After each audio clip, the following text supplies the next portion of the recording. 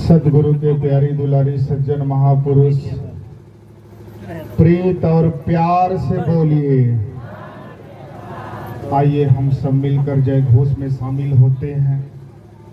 सदगुरु माता सुदीक्षा सविंदर हरदेव जी महाराज की जय। और सत्संगत,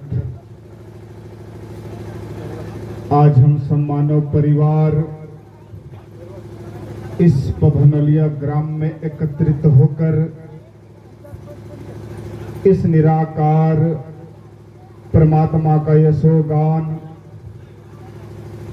गीत के माध्यम से, विचारों के माध्यम से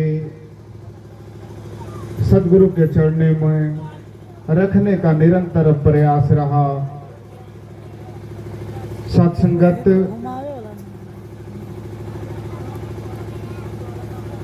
दास देख रहा है अनेकों अनेकों जगहों से महापुरुष एकत्रित हुए हैं। सत्संगत, दास सभी के चरणों में कोटि कोटि धन्यवाद। सत्संगत, 3 दोस्त थे। एक का नाम धन था, दूसरा का नाम ज्ञान था, तीसरा का नाम विश्वास था। ये तीनों मित्रता इतनी घनिष्ठ थी,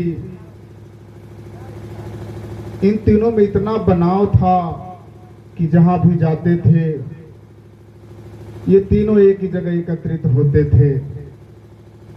घूमने भी जाते थे तो तीनों जाते थे, सत्संग में भी जाते थे तो तीनों जाते थे, विद्यालय में भी जाते थे तो तीनों जाते थे, मस्जिद में भी जाते थे, गुरुद्वारे में भी जाते थे तो तीनों ही जाते थे। लेकिन ऐसा वक्त आया, ऐसा समय आया कि परिस्थिति डगाडोल हो गई और साथ संगत तीनों दोस्तों को बिछड़ना पड़ा। तो आपस में मिलते हैं तीनों दोस्त, ज्ञान और धन और विश्वास। जब ये तीनों मिले तो पूछे कि बड़े भैया धन, हम तो यहाँ से तीनों बिछड़ के कहीं अनेकों अनेकों प्रांतों में चले जाएंगे, अनेक अनेक जगहों पे चले जाएंगे, लेकिन फिर हम एकत्रित कैसे होंगे, फिर हम लोग मिलेंगे कैसे? वैसा माध्यम बताइए, वैसा कोई जरिया बताइए कि हम लोग तीनों एकत्रित हो जाएं। तो धन ने कहा कि भाई, यदि तुम हमसे मिलना चाहते हो तो अमीरों के घर पे आ जाना, मैं वहीं रहूंगा, सहज रूप में तुमको मिल जाऊंगा। सत्संगत, फिर दूसरे से पूछा गया ज्ञान से कि बड़े भाई ज्ञान, आप कहां हमसे मिलोगे?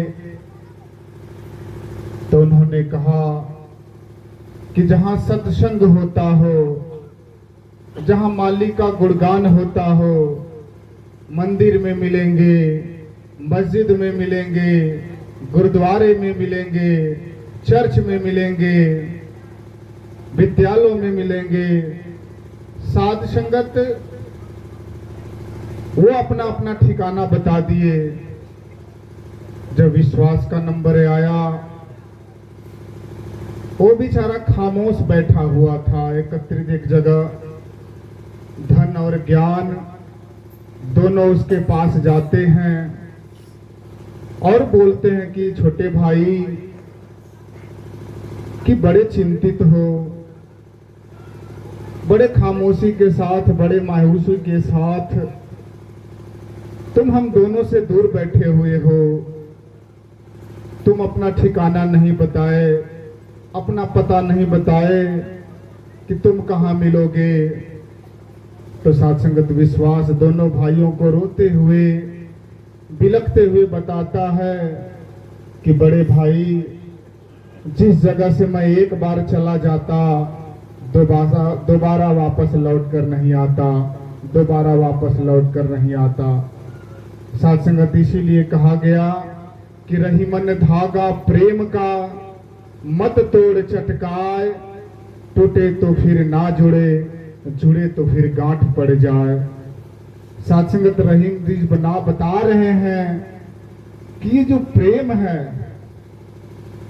अगर प्रेम का रिश्ता जब टूट जाता है, प्रेम का रिश्ता बिखर जाता है, जब प्रेम का रिश्ता डगाडोल हो जाता है, प्रेम का रिश्ता में उथल पुथल आ जाता है, तो साथ संगत दरारें पड़ जाती हैं, खटपट हो जाता है, ऊंच नीच हो जाता है।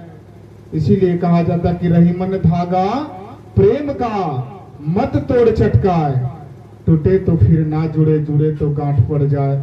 और साथ संगत आप प्रैक्टिकल तौर पे भी देखे हैं, महापुरुष कहते हैं कि दूध का जरा मंठा भी फूंक कर पीना पड़ता है। तो एक बार प्यारी साथ संगत जब विश्वास किसी के हृदय से उतर जाता है, किसी के मनों से वो दूर चला जाता है, तो फिर दोबारा वापस नहीं लौट कर आता। तो आज यही समय के रहबर, समय के रसूल, समय के नबी, समय के जीजेस सदगुरु माता सुदीक्षा जी महाराज यही पैगाम दे रहे हैं कि ऐ दुनिया वालों, सबसे मिलके रहना है, भाईचारे का बनाव रख के रखना है, एकत्व में रहना है। अगर ऐसा करते हो तो मुबारक के पात्र हो। तो और साथ संगत बात की जा रही थी सुकून की। सुकून का अर्थ ही होता है शांति। सुकून जिसको कहते हैं प्यारी साथ संगत, प्यार से बोलिए, सुकून का अर्थ होता है शांति। लेकिन साथ संगत ये शांति कहां प्राप्त होगी?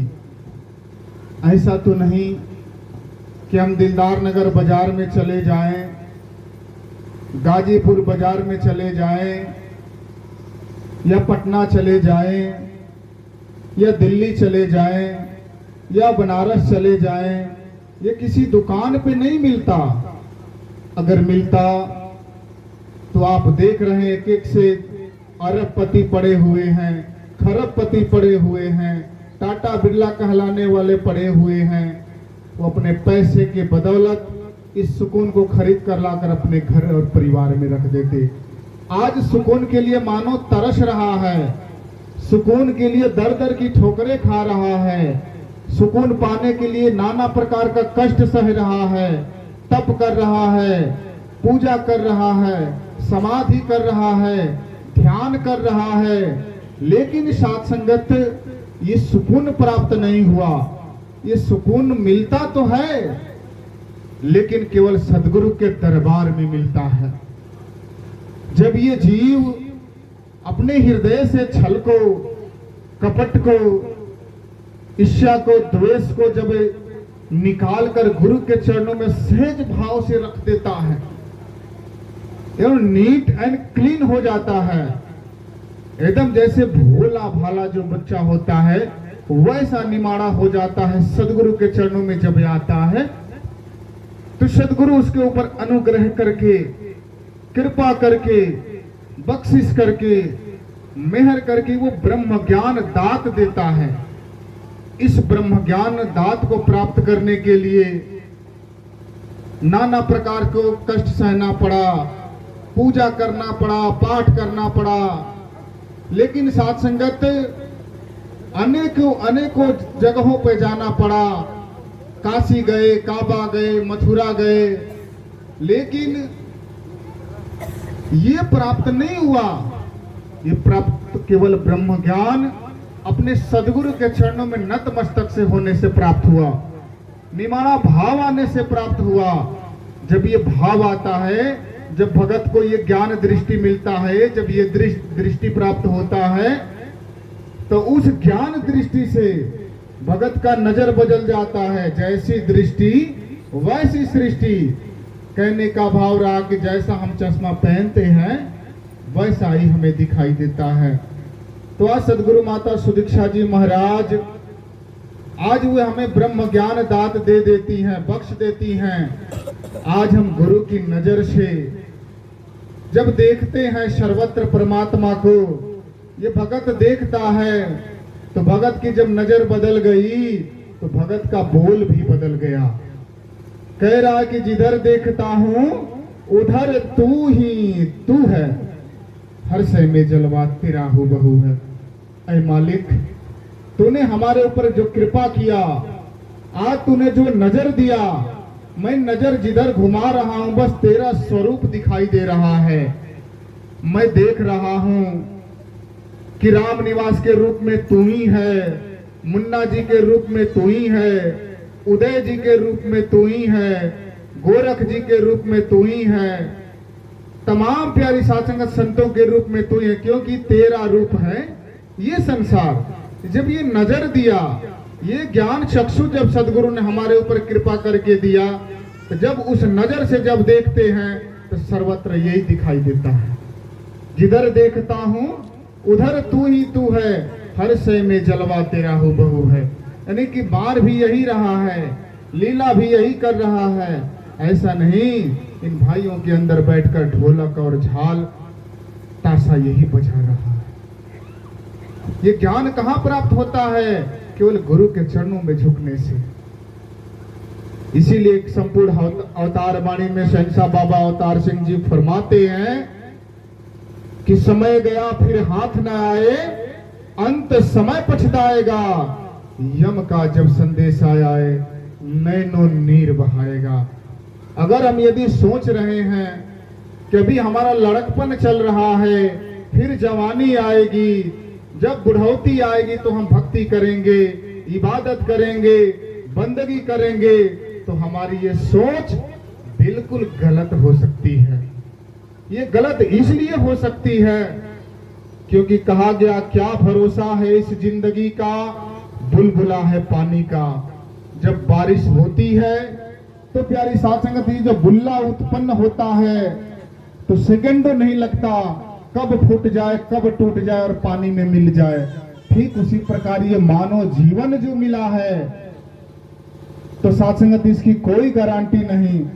चलते चलते फिर चले जाते हैं, सोते सोते चले जाते हैं, बैठे बैठे चले जाते हैं, इसकी कोई गारंटी नहीं। Limit tends to 0। साध संगत उसका महत्व खत्म हो जाता है। लेकिन ये अवसर जो मिला है, इस अवसर को गंवाना नहीं है। सदगुरु से ज्ञान प्राप्त करके इसके बताए हुए मार्ग पे चलकर अपना लोक सुखी और परलोक सुहला दोनों भी करना है। क्योंकि भगत जब देखता है तो साथ संगत भगत की बोल पड़ी तो गोस्वामी तुलसीदासों को लिखना पड़ा कि बिनु पग चलही सुनही बिनु काना, कर विधि कर्म करे विधि नाना, आनंद रहित सकल रास भोगी, अबिन बाड़ी बकता बड़ जोगी। भगत कह रहा है, जब नजर मिली तो भगत कह रहा है कि बिन पग चल ही सुनई बिनु काना, कि मैं अब गुरु की नजर से जब देख रहा हूं तो ये परमात्मा का पांव भी नहीं है, परमात्मा का हाथ भी नहीं है, परमात्मा का पैर भी नहीं है, परमात्मा का कान भी नहीं है, परमात्मा का मुख भी नहीं है। साथ संगत वो भगत अपने गुरु की नजर से देख रहा है। बिनु पग चल ही सुनई बिनु काना, ये परमात्मा बिना पांव का है। लेकिन साथ संगत हम भ्रम में पड़कर जब इससे कोसों दूर हो जाते हैं तो साथ संगत इसकी मूर्ति बना देते हैं।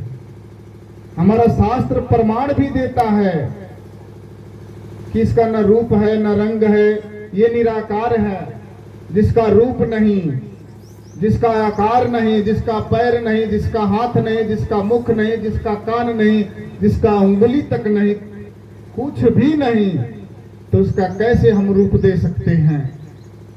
ये काल्पनिक बातें हो सकती हैं प्यारी साध संगत। अगर कोई हमारा ही रूप बना ले, कोई बहनों में से किसी का रूप बना ले और ये कहे कि यही परमात्मा है, तो साध संगत हम भ्रम में पड़ जाएंगे। क्योंकि साध संगत बिनु पग चलहि सुनहि बिनु काना, ये बिना पैर का है लेकिन ये सभी जगह ये पहुंचता है।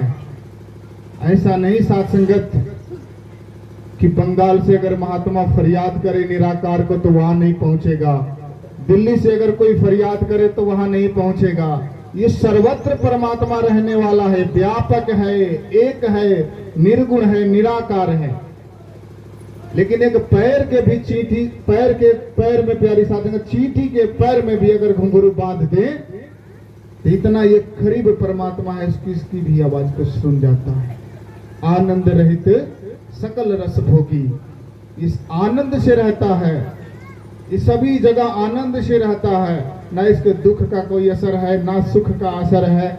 इसके नजर में ना कोई छोटा है, ना कोई बड़ा है, ना अमीर है, ना कोई गरीब है। इसके नजर में सब बराबर है। तो साध संगत आज वो गुरु कृपा करके हमें ये अवसर दिया, इसका ज्ञान दिया। इस ज्ञान को पाकर हमारे जीवन को साध संगत कर्म में ढालकर, बोल में ढालकर, विचार में ढालकर साध संगत जीवन जीते चले जाते हैं तो मुबारक के हकदार होते हैं। क्योंकि साध संगत कहा भी जाता है, अभी महापुरुष बता रहे थे कि संत बादल की तरह होते हैं। होते तो है प्यारी साध संगत, लेकिन बादल देखे हैं, कभी पत्थर भी बरस देता है, कभी पानी भी बरस देता है, कभी बादल आंधी तूफान भी ला देता है। ये सब इसकी लीला है, जो जैसा करता है प्यारी साध संगत वैसा कृपा करता है। ज्यादा प्यारी साध संगत कष्ट जब होता है, दुख जब होता है, जहां पर सत्य की प्यारी साध संगत अस्तित्व समाप्त जब होने लगता है, दुख जब आने लगता है, संतों को जब सताने लगते हैं, मानव परिवार में प्यारी साध संगत उथल पुथल जब होने लगता है, तो किसी न किसी मानव रूप में अवतार होता है। तो गोस्वामी तुलसी बाबा को लिखना पड़ा रामचरितमानस में कि जब जब होई धर्म की हानि, बढ़हि असुर अधम अभिमानी, तब तब धरी प्रभु विबुध शरीरा, हरहि कृपा निधि सजन पीरा, हरहि कृपा निधि सजन पीरा। वो धर्म क्या है? दसों दिशाओं में हरि को देखो, इससे उत्तम धर्म नहीं। असंतों की सेवा करो, इससे उत्तम कोई कर्म नहीं। जब जब होई धर्म की हानि, धर्म की हानि कैसे होती है? जब प्यारी साध संगत सत्य का जब नैया डूबने लगता है, जब अंधकार रूपी बादल इस संसार पे छाने लगते हैं और इस संसार से जो ज्ञान मिला ये लुप्त जब होने लगता है, इस निराकार का जब एहसास खत्म होने लगता है, तो आप जैसे किसी न किसी रूप में यह अवतरित होकर प्यारी साध संगत ये ब्रह्म ज्ञान दात देकर आपके जीवन को सुकून देने का काम करता है। तो सुकून आया तो प्यारी साध संगत भगत रविदास के जीवन में, भगत नरहरि दास के जीवन में, तुलसीदास के जीवन में, सूरदास के जीवन में, राजा अष्टवक्र के जीवन में, राजा जनक के जीवन में। लेकिन साथ संगत यहां मनों में प्रश्न भी चल रहा होगा कि राजा जनक तो राजा जनक थे ही, लेकिन अष्टवक्र कैसे राजा हो गए? साथ संगत राजा जनक जब अपने गुरु के चरणों में जब समर्पित हुए तो अपना सारा राजपाट गुरु के हवाले कर दिए, यानी अपने गुरु को राजा बना दिया। वही वक्त आया प्यारी साध संगत, जब प्यारी साध संगत लंका में जब युद्ध हो रहा था तो साध संगत राम के पास बानरों की संख्या कम पड़ गई। जब पड़ी तो वहां से एक दूत आया और राजा जनक के चरणों में नतमस्तक होकर कहा, महाराज लंका में महाभीषण युद्ध चल रहा है,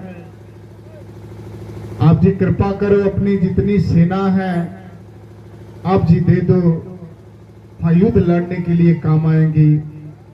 तो साथ संगत अनन्य जो भगत थे राजा जनक, उन्होंने कहा कि दूत मेरे पास कुछ नहीं कि मैं अपनी चतुरंगिनी सेना को मैं लंका में भेज दूं, मैं सब कुछ अपने गुरुदेव अष्टवक्र को दे दिया हूं, जाओ उनके चरणों में सजदा करो, उनके चरणों में विनती करो, उनके चरणों में प्रार्थना करो, शायद आपके ऊपर कृपा कर दें, बख्शिश कर दें, शायद सेना ले जाने में आपकी मदद कर दें। क्योंकि साथ संगत मेरा मुझ में कुछ नहीं, जो कुछ है सो तेरा, तेरा तुझको सौंपने में क्या लागत है मेरा। साथ संगत तन मन धन सब तेरा है, लेकिन इन पर कब्जा मेरा है। आज ये इंसान सोच रहा है, मुख से तो बोल रहा है कि प्रभु तन भी आपका, मन भी आपका, धन भी आपका, केवल बोल तक ही रह गया, कर्म में नहीं ढल पाया, व्यवहार में नहीं ढल पाया, आचरण में नहीं ढल पाया। इसीलिए साथ संगत आज दुखी होते हैं, दुखी होते हैं। साथ संगत वो दौर था जब रावण माता जगदम्बा को जब हर लाया था, तो साथ संगत उसी के कुल में उसी का छोटा भाई विभीषण जो था ब्रह्म ऋषि संत था, उसको ज्ञात था कि माता जगदम्बा को हर लाया है। अगर प्रभु श्री राम के चरणों में माता जगदम्बा को समर्पित नहीं करेगा, नहीं ले जाकर पहुंचाएगा, तो देख रहा हूं कि स्थिति डगाडोल हो जाएगी, ठीक नहीं रह पाएगी। बार बार विनती कर रहा है, बार बार फरियाद कर रहा है, बड़े भैया अभी भी समय है, अभी भी वक्त है, माता जगदम्बा को प्रभु श्री राम के हवाले कर दो, श्री राम के हवाले। नहीं माना, भरे दरबार में साथ संगत विभीषण को अपने पैरों से मारकर फटकार लगाकर तिरस्कार कर दिया, धुतकार कर निकाल दिया अपने लंका के दरबार से। जा तू कभी का तू राम का गुणगान कर रहा है, राम राम कर रहा है, जा तू राम के ही साथ रह। लज्जित करके साथ संगत उनके एकदम कर्महीन करके एकदम समाज से प्यारी साथ संगत अपना उनका तिरस्कार कर दिया। तिरस्कार जब किया तो साथ संगत गोस्वामी तुलसी बाबा को लिखना पड़ा कि रावण जब विभीषण त्यागा, भयहु विभव तिन तब ही अभागा। रावण जब विभीषण का त्याग किया ना, उसी दिन वो अभागा हो गया, उसी दिन उसको कोई साथ देने वाला नहीं।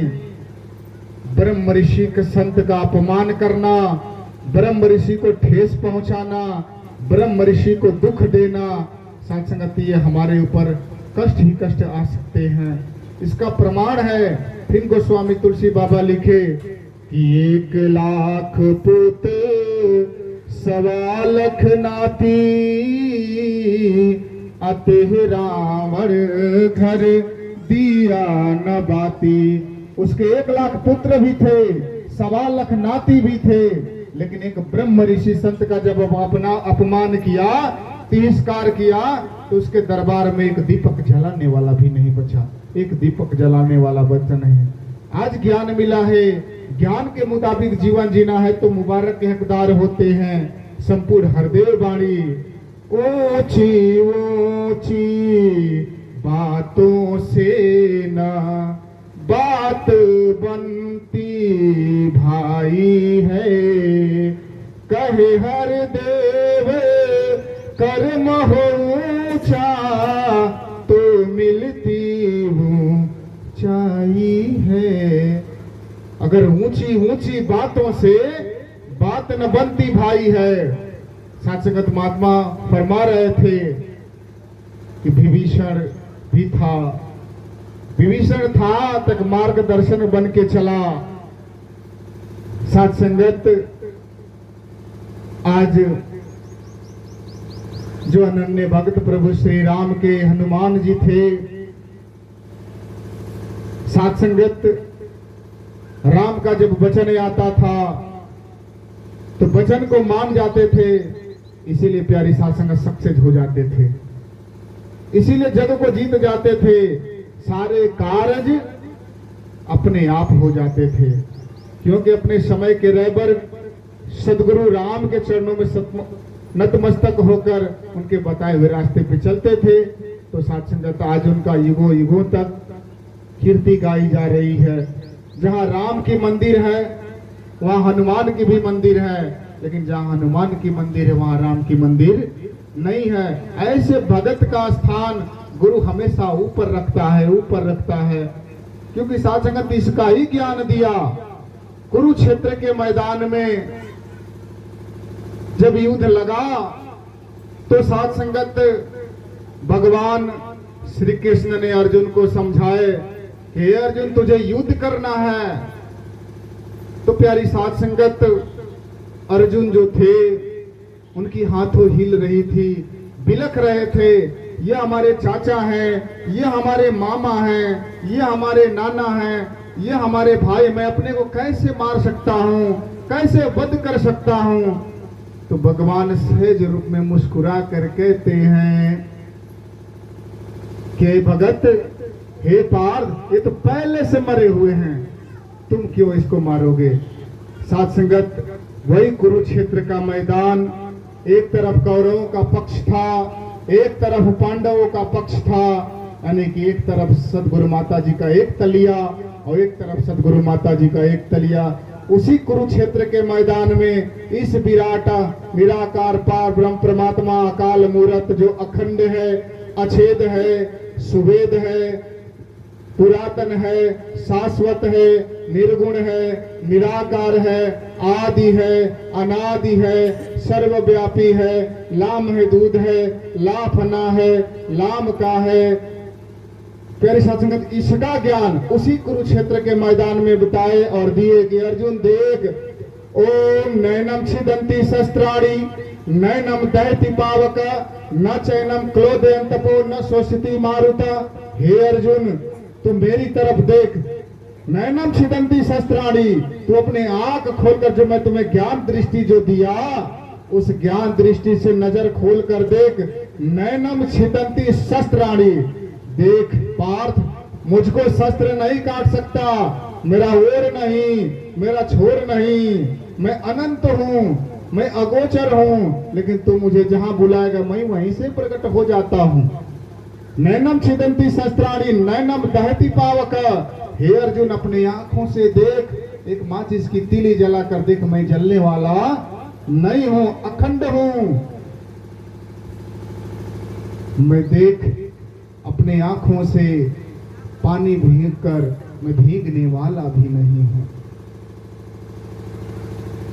नैनम छिदंती शस्त्राणि नैनम दहति पावक न चैनम क्लोदयंतपो न शोषिति मारुता। इन्होंने जब बताया कि विश्वास दिलाया, सदगुरु माता सुदीक्षा जी महाराज जब ब्रह्म ज्ञान दी तो कसौटी पर कस के बताई कि ऐसा नहीं कि परमात्मा ये हो सकता है। सत संगत अभी कह दिया जाए कि मुन्ना जी को ही कि यही चंद्रमा जी हैं तो नहीं मानना पड़ेगा। उदय जी को ही मान लिया जाए, गोरख जी को ही मान लिया जाए, तो वो चंद्रमा जी नहीं हो सकते। चंद्रमा जी तो यहां बैठे हुए।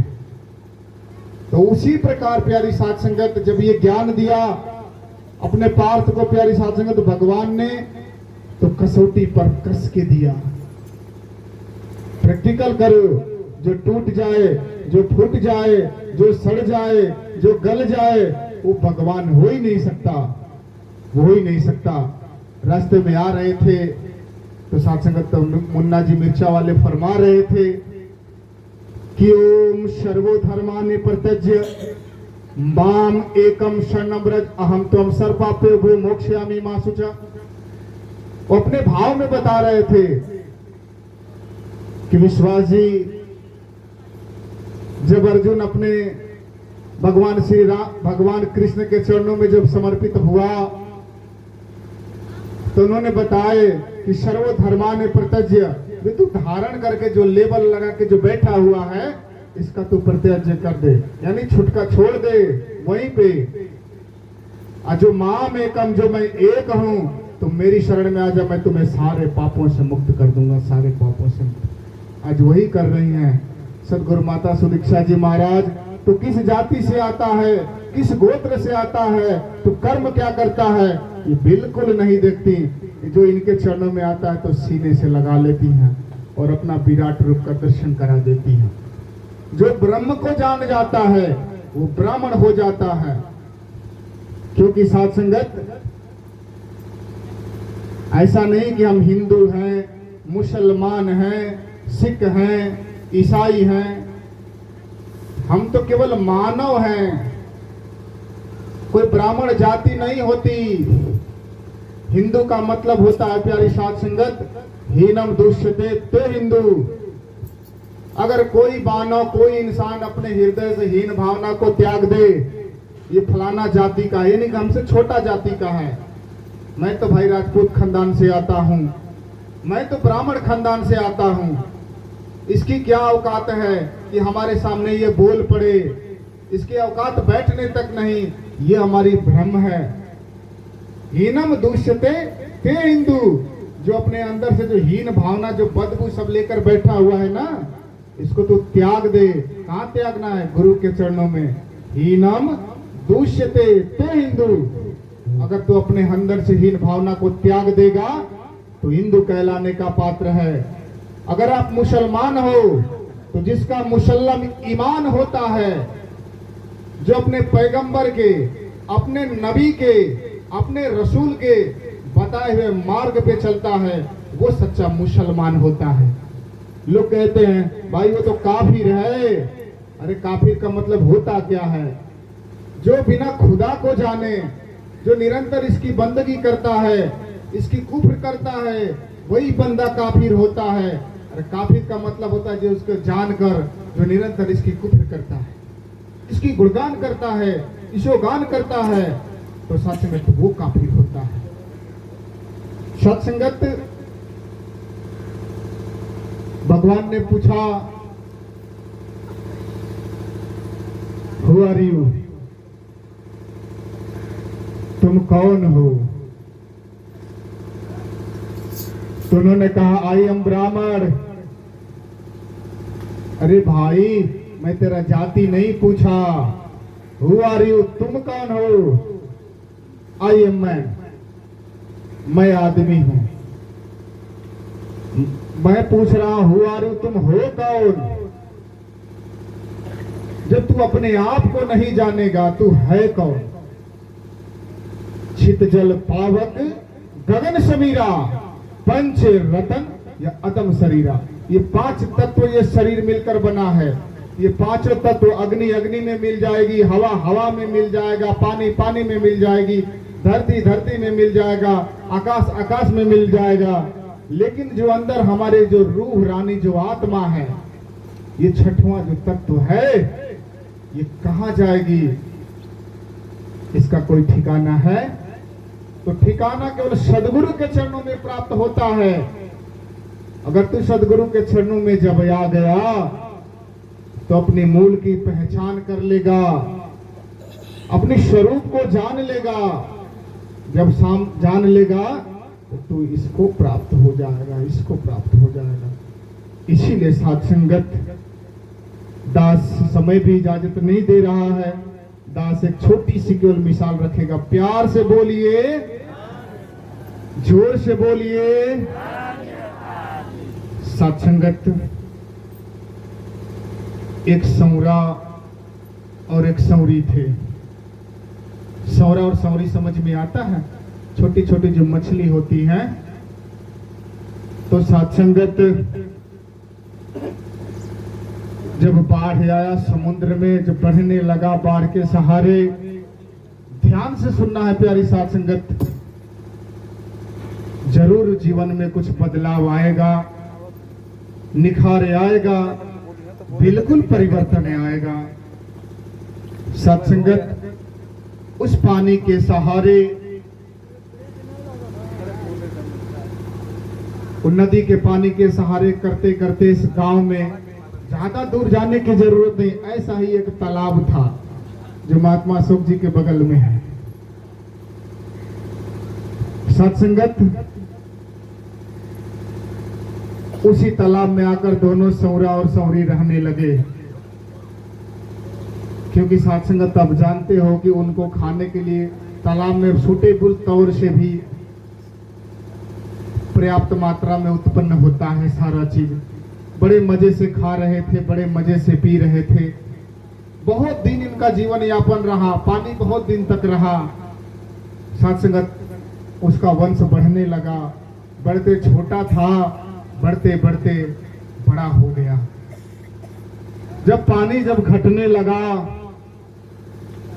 सौरा कहता है अपनी पत्नी से, सौरी से, जरा सुनती हो? जैसे संतोष महात्मा अपनी पत्नी से कहते हैं, जरा सुनती हो? पानी घट रहा है, ऐसा करो, इस पानी के सहारे चलो, हम लोग अपने घर चलते हैं। तो उन्होंने कहा, अगर आपको जाना हो तो जाइए, बड़ा सुकून है यहाँ पे, बड़ा आनंद है, उससे कहीं अधिक यहाँ खाने और पीने को प्राप्त हो रहा है। फिर पानी जब और लेवल कम हो गया तो फिर रिक्वेस्ट किया सत्संगत कि चलो ना, पानी घट रहा है तो हम यहीं के यहीं रह जाएंगे। तो उनकी धर्मपत्नी कहती हैं कि ऐसा कीजिए, आपको दिक्कत हो रहा है तो आप जाइए, हमको यही बड़ा आनंद आ रहा है, हमको यही रहने दीजिए प्राणनाथ। वो कहकर सौरा चला गया पानी के सहारे समुद्र में।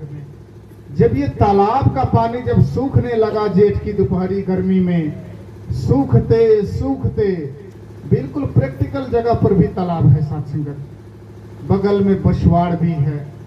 उस बसवाड़ के ऊपर एक कौवा रहता था।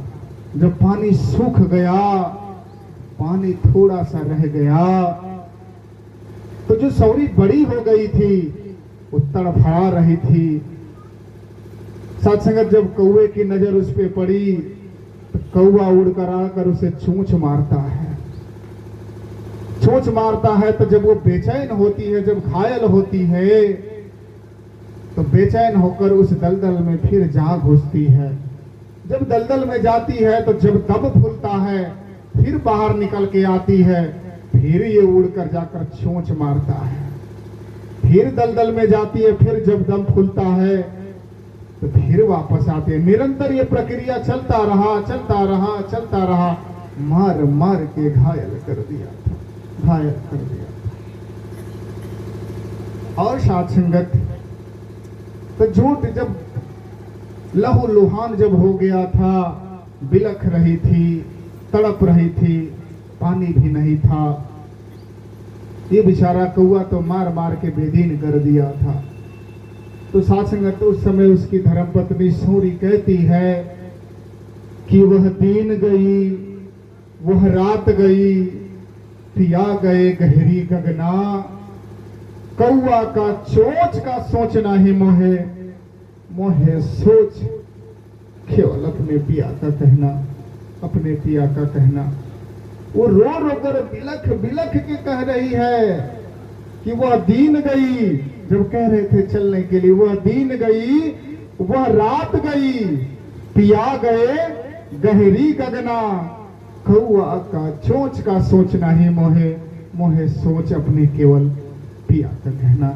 आज हम अपने पिया की बात को मान गई होती, अपने जीवन में उतार ली होती, तो आज कौआ का चोंच नहीं सहना पड़ता। हम अपने पति के साथ अपना जीवन आनंद से व्यतीत करती, सुकून से व्यतीत करती। ये आत्मा पत्नी है ईश्वर परमात्मा निराकार की। ये साकार रूप में पति रूप में आता है तो मार्गदर्शन देता है, गुरु रूप में आता है, साथ संगत बार बार चेत कराता है, बख्शिश कराता है, बताता है कि गुरु सिखा दी हो निशानी, वचन गुरु का पालन हो। जो गुरु सिख अपने गुरु के वचन को मान के कर्म में, व्यवहार में, आचरण में, बोल में ये दिखा देता है, तो गुरु उसका रुतबा, उसका मान, उसका सम्मान जग में ऊंचा कर देता है। और साथ संगत अंत में यही कहेगा कि आज महात्मा अशोक जी, महात्मा संतोष जी, सदगुरु माता जी की कृपा से, बख्शिश से आज ये सुंदर रूप जो देखने को मिल रहा है, अनेकों अनेकों जगहों से देख रहे हैं। बहन सुरमना जी, बहन दुलारी जी, महात्मा छोटू जी, प्रबंधक इंदू जी, प्रबंधक सुरेश जी, ऐनुल हक जी, ऐसे ऐसे महारथी इस नगर में पहुंचकर सच्चाई का संदेश हर मानव के जन तक निरंतर पहुंचाने का ये प्रयास रहा। दातार कृपा करें, बख्शिश करें, मेहर करें कि सदगुरु माता जी खुशियां दें, वो सामर्थ्य दें, वो रहमत बख्शें कि सारे महापुरुष खुशहाल रहें, तन से, मन से, धन से। इस प्रोग्राम में भीरामन महात्मा जी का भी बहुत बड़ा योगदान रहा।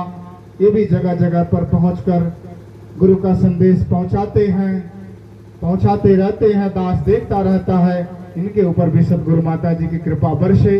पूरा परिवार जो कर्मठी सेवादार महात्मा नक्सर ब्रांच के सेवा दल इंचार्ज यहाँ भी उपस्थित हुए हैं, और साथ संगत उनके साथ कदम से कदम मिलाकर चलने वाले कर्मठी मुन्ना जी सेवा दल महात्मा जगनारायण जी, ये भी महापुरुष निरंतर गुरु का प्रचार प्रसार कर रही हैं। दातार कृपा करें, सभी सेवा दलों को तंदुरुस्त रखें, हर तरह से खुशहाल रखें। दास इन्हीं चंद शब्दों से इजाजत चाहेगा। प्यार से बोलिए।